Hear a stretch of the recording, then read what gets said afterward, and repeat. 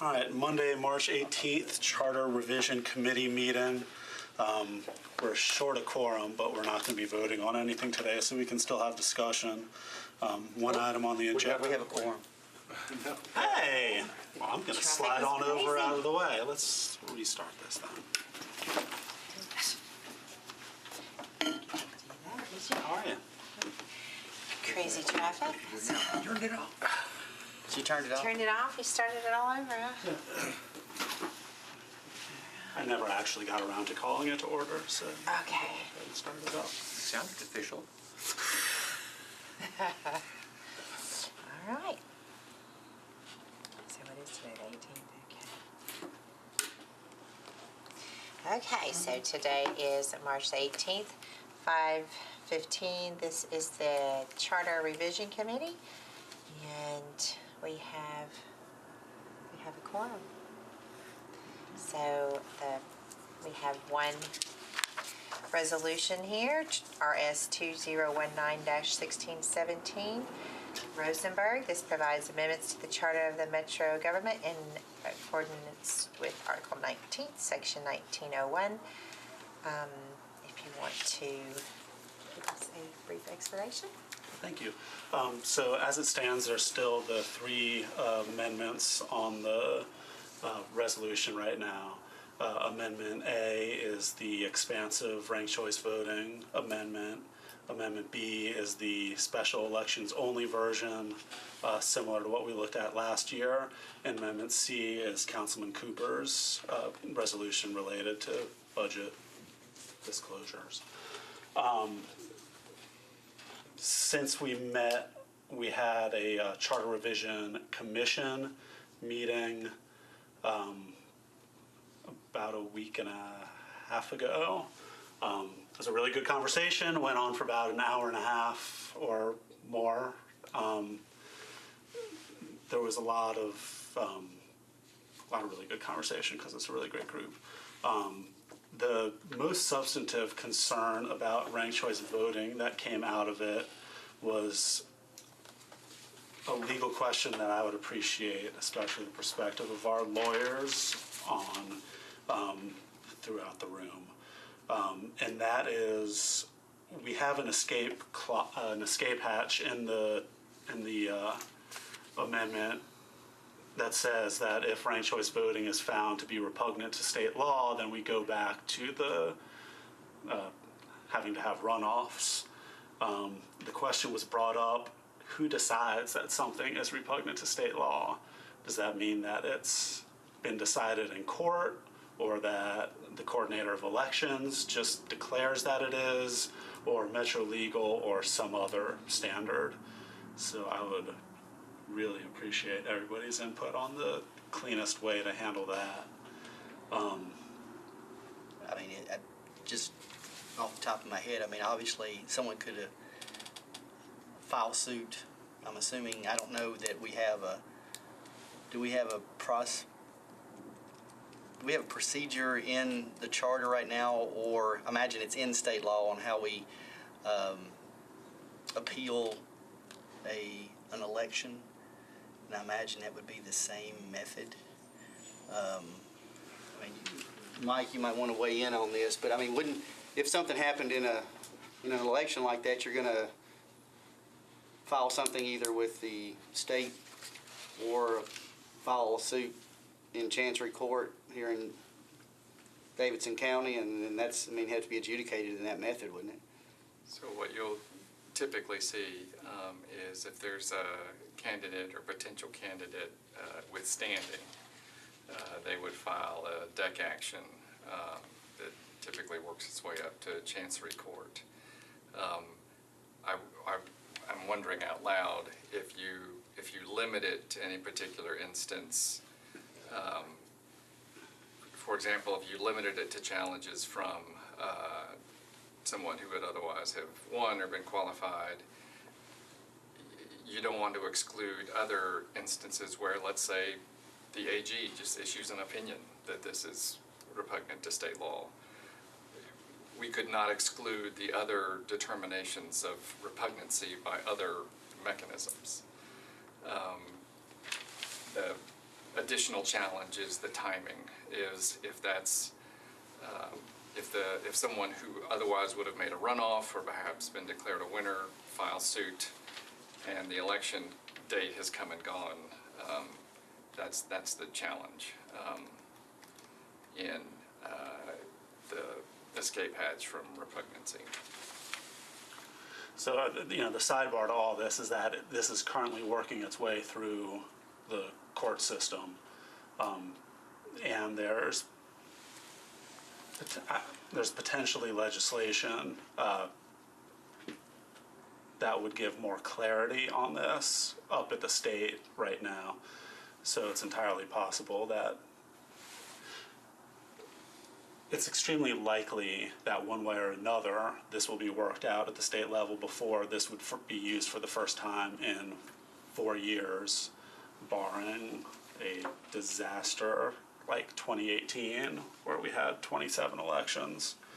But that was the main thing that came out of the commission meeting. There was generally comfort with the process itself. Since last year, we've seen it used successfully statewide in Maine, and we've seen it used throughout the Bay Area, San Francisco, Oakland, and New Mexico. It's used through most of the South for military and overseas voting.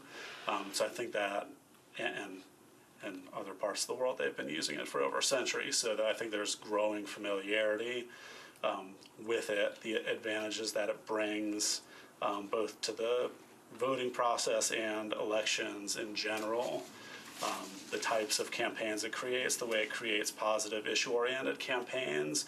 It eliminates a lot of strategic voting and makes it so that people who tend to vote in blocks don't have to worry about splitting allegiances, and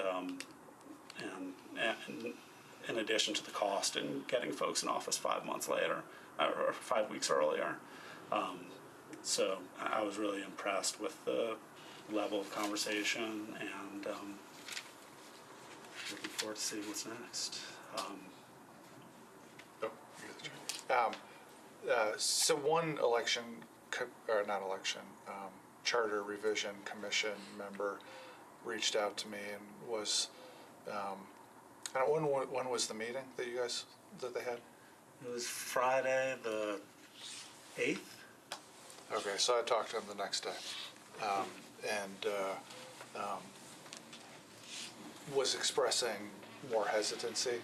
I don't know whether that was just private. To the process or the Yeah, legal? about the legal part. Yeah.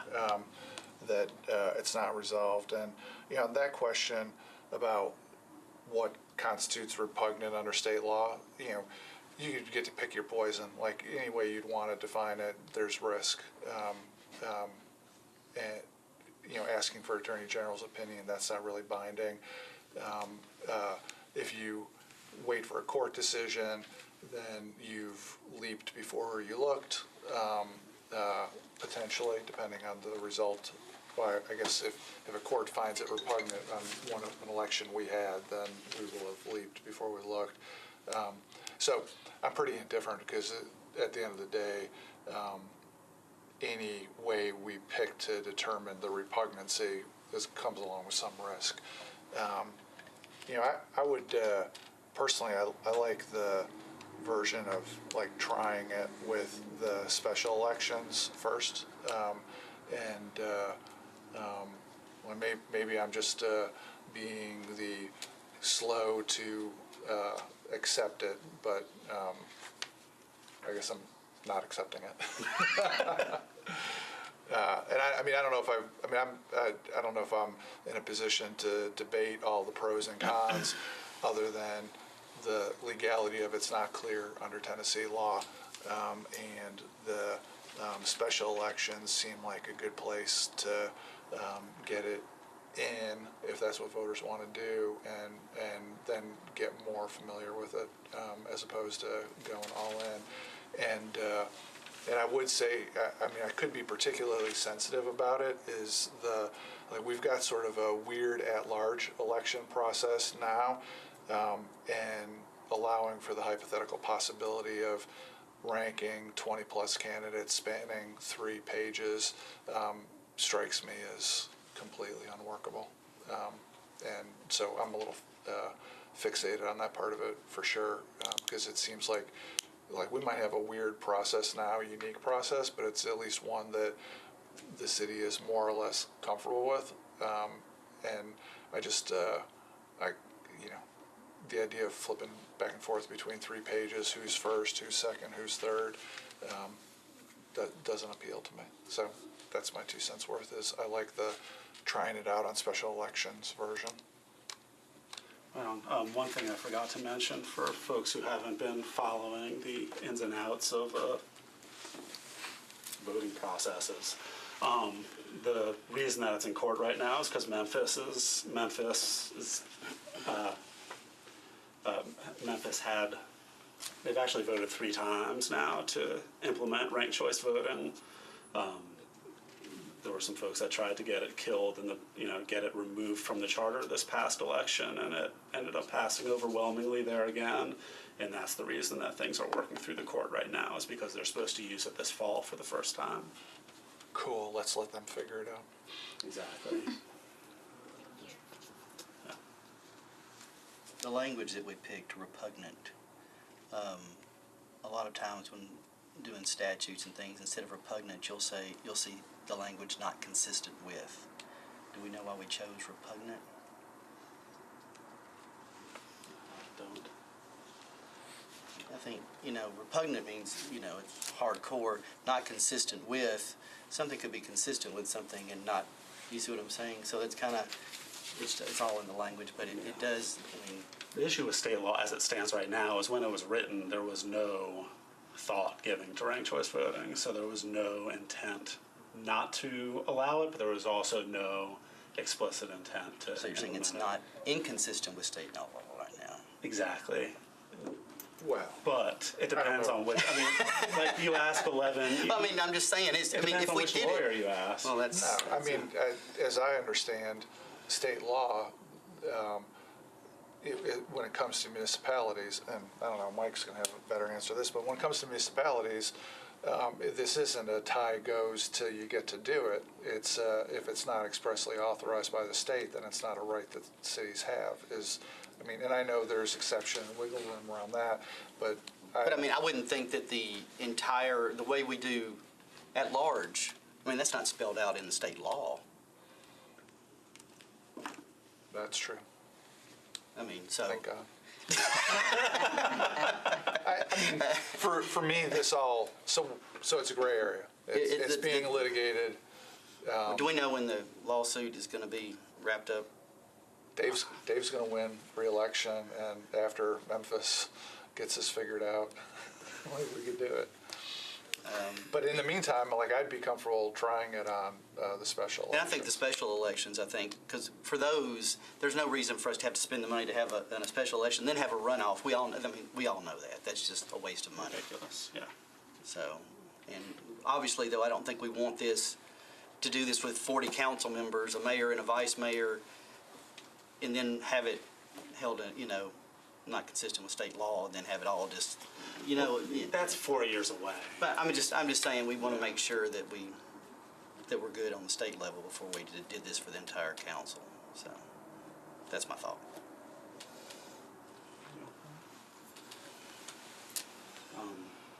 We can move on to C if nobody else has anything to add on A and B. Mr. Cooper, you want to?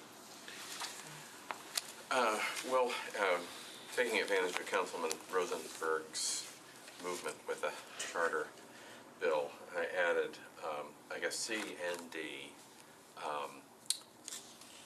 as a bit of a placeholder for discussion to improve it as time goes by. And meeting with Finance on Friday, and both C and D, Finance Director was saying how this is consistent with best practices from chief financial officers for cities.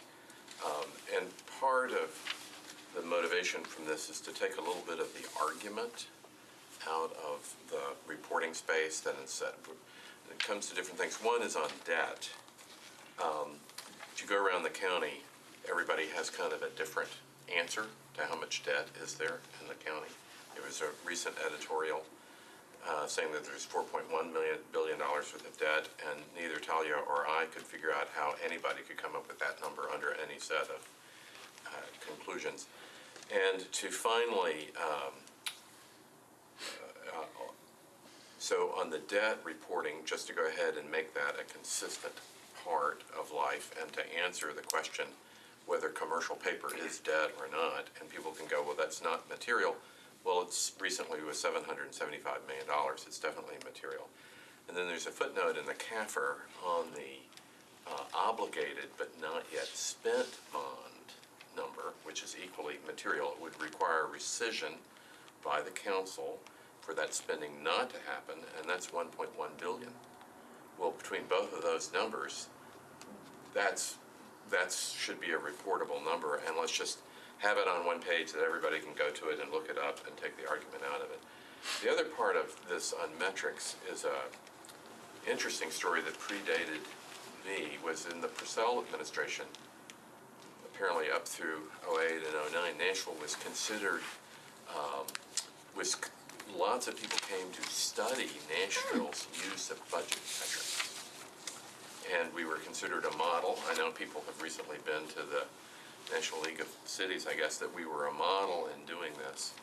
And then numerous, but after that, they got eliminated, and we stopped doing them. And so instead of having a start and stop process, why not just go ahead and install some level of budget metrics, using the Director of Finance to work with departments to go ahead and say, what are the 3 metrics that your department should report along with their budget request, and just make that a standard part of the conversation going forward, so that you're not, one administration has them, the next one doesn't have them, shouldn't we have them? I am aided a little bit, he's in the hospital, but the great legendary accounting professor at Vanderbilt came to find me, Jermaine Bear, saying that an institution at Vanderbilt, he would love to work with the city government to identify the 3 or 4 metrics that would be the most useful. As he said, don't have too many, for sure, keep them to a small number, but make all of them relevant. And then if in a budget cycle they're not viewed as necessarily that helpful, then explain why they're not that helpful.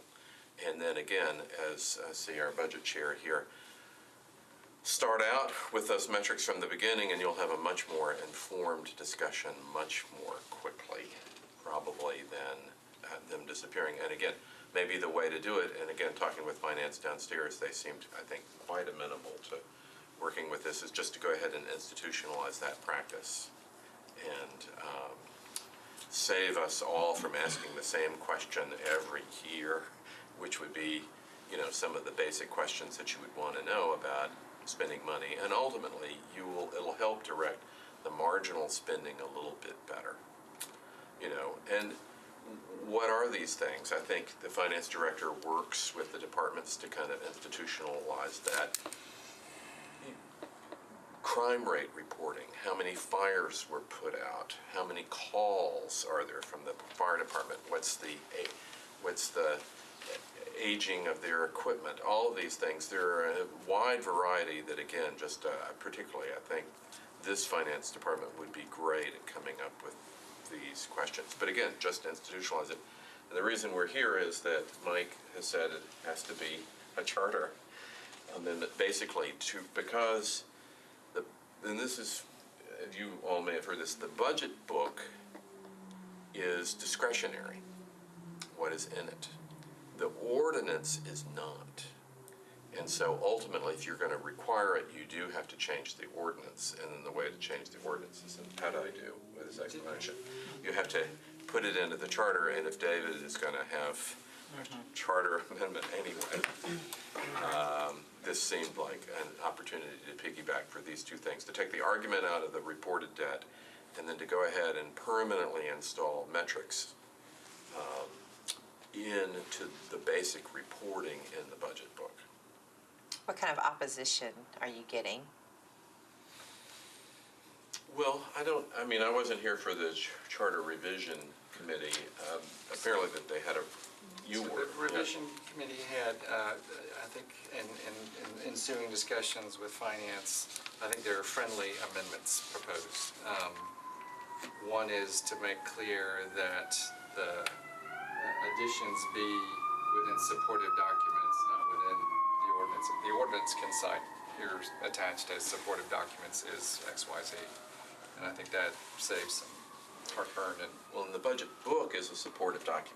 right, and that's what is being referenced in the ordinance, but you're still making the change so that it's permanent. Then the performance metrics, the one option would have been to have just come up with metrics for every single department, and that was beyond the scale of an amendment, but also probably excludes finance from that exercise. So this instead, as currently drafted, has finance leaving it to their discretion. The commission recommended that it be more of a dual approach, that finance, with council approval, implements particular metrics. That's about as contentious as it got.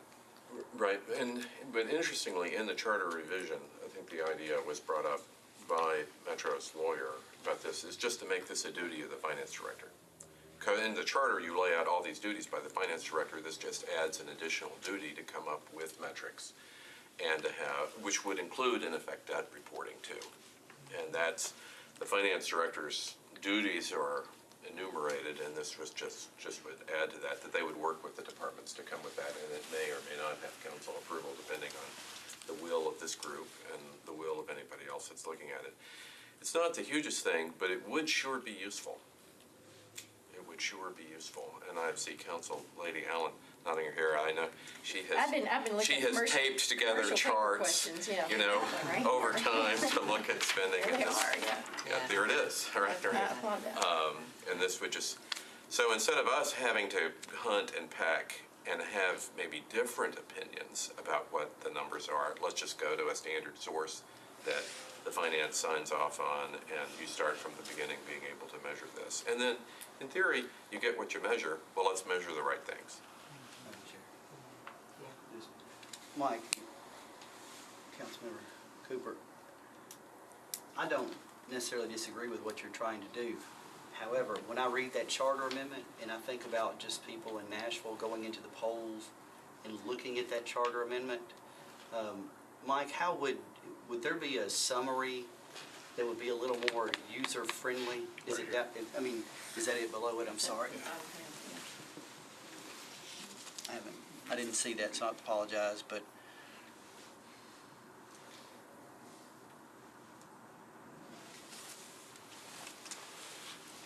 And I guess my thing is when you put that on the ballot, do people, I mean, in past, when you put something on the ballot that's, you know, a lot of times people see something like that on the ballot and they just go, I don't even know if they go yes, no, or don't vote on it. I mean, I'm just kind of looking for a little discussion on this. Is this something that people will vote for, or is it something that they'll kind of just? Place our, well, we probably need to do a good job of copywriting to make it communicative and have people kind of understand it. When we do charter amendments, do we normally get the information out on why it's, I mean, is it just shows up in there, it just shows up on the ballot, and Sometimes yes, sometimes no. it depends on whether a group gets behind it or not, right? Right. So, If somebody wants to spend money and do advertising. go, I'm sorry, I was just thinking out loud, I apologize. So I'm just asking about the intent of the D part. I'm assuming the intent is to not just capture long-term debt, but short-term debt too? Yeah, and Talia was very helpful. She was just come up with what it should be. You know, and to me, it would be bonded debt. It would be both short and long-term debt, bonded debt, and then obligated debt. But we can't use debt, like, Well, because, I mean, the payroll, the unpaid payroll's a debt. Unpaid payables are a debt. Well, okay, again, I appreciate the transaction lawyer definition need here, which is, I guess, money, how to do it smoothly, money owed to an This is- outside party, somebody that you've, Well, I mean, that's the problem with the commercial paper by accounting definition is short-term debt because it's due within a year. But then, you know, the light bill's due within a year too, and the car lease and the everything else. But let me ask a couple others. So. Outside the normal course of business. No, that member of the public just suggested outside the ordinary course of business. That, and I use that term all the time in my practice. Like all the debt we do for sidewalks and paving is in the ordinary course of business. well, So we I don't want have to to be keep looking for it. overly optimistic, but again, I'm hopeful that the Municipal Chief Financial Officers Association best practices would maybe have some helpful terminology. Okay. And then, again, just trying to is the intent to include the revenue bond debt number also? No, Okay. though that's an interesting addition for people to decide whether that should be included. And then, This is everything, really on the full faith, everything that's on the full faith and credit of the taxpayers of Davidson Okay. County. So in some cases, the revenue bonds are, in some cases, they are not. So it is another gray area. and then, again, from an intent point of view, airport authority and NES debt, not intending to capture that? Well, again, if you're using the metric that it's not on the taxpayers of Davidson County, and in both of those cases, it's clearly not. Water service? Water services Yeah, water is. is. Well, so on D, well, I'm glad to hear finance director is thinking about it, because I read, I mean, you said from the beginning it was to prompt a conversation, but I read total debt as that you get people to disagree about what that means. Well, I think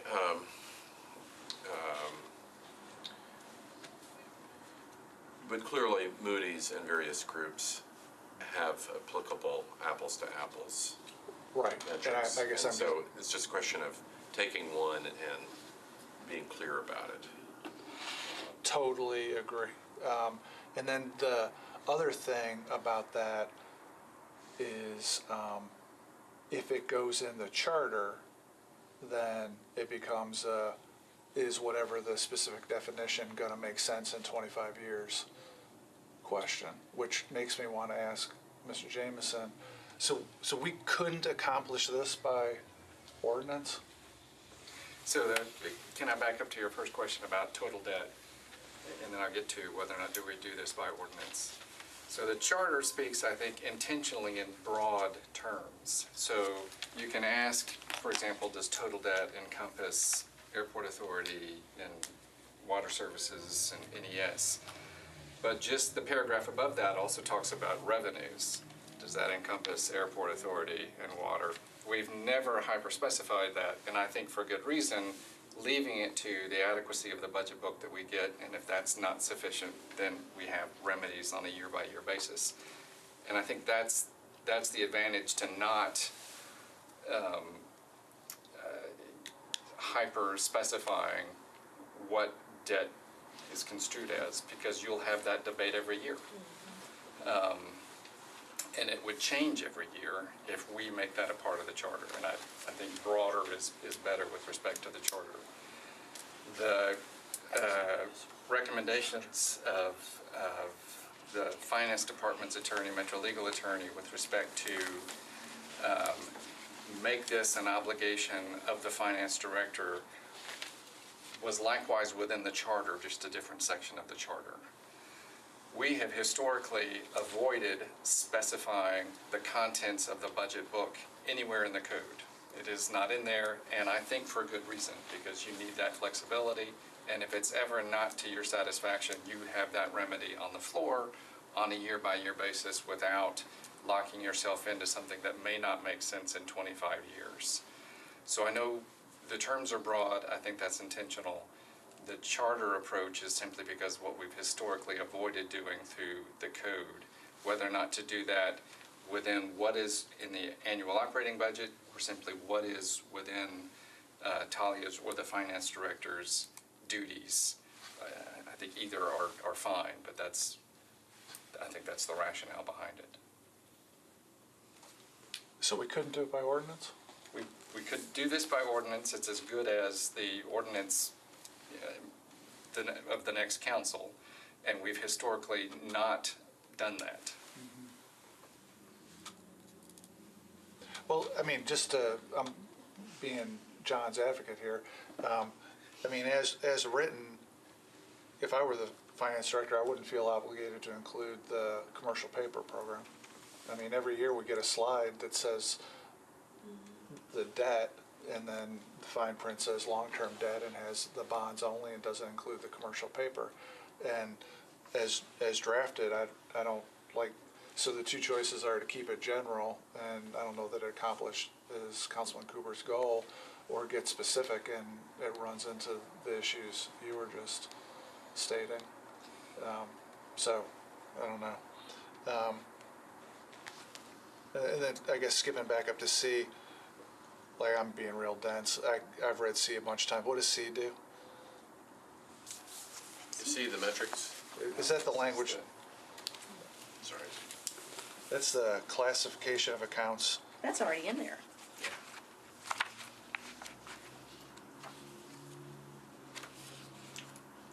But, so I guess I'm confused. Why does it say delete C and replace it with? It's just a formatting to show you that it's really So there's- replicating that- the same It pulls a thing. paragraph from the bottom. That C is already there. Right, and there, I think in discussions with, the language is there. I think Finance Council would suggest D sort of be its own paragraph and not delineated by the letter D, but it's no substantive change. All right. So is the finance director proposing something? They are, I think we're jointly looking at potential definitions of total debt, but with, I think we're supposed to regroup with consideration of whether or not to specify and itemize or not. What I anticipate is with the assumed deferral here, an amended version starting with their office and then coming back before this committee. Thanks for bearing with my questions. Any other questions? Okay, you have a motion? I'd like to move to defer one meeting, please. Second. All in favor? Aye. Aye. All right, we will defer one meeting. And we are adjourned. Thank you. Thank.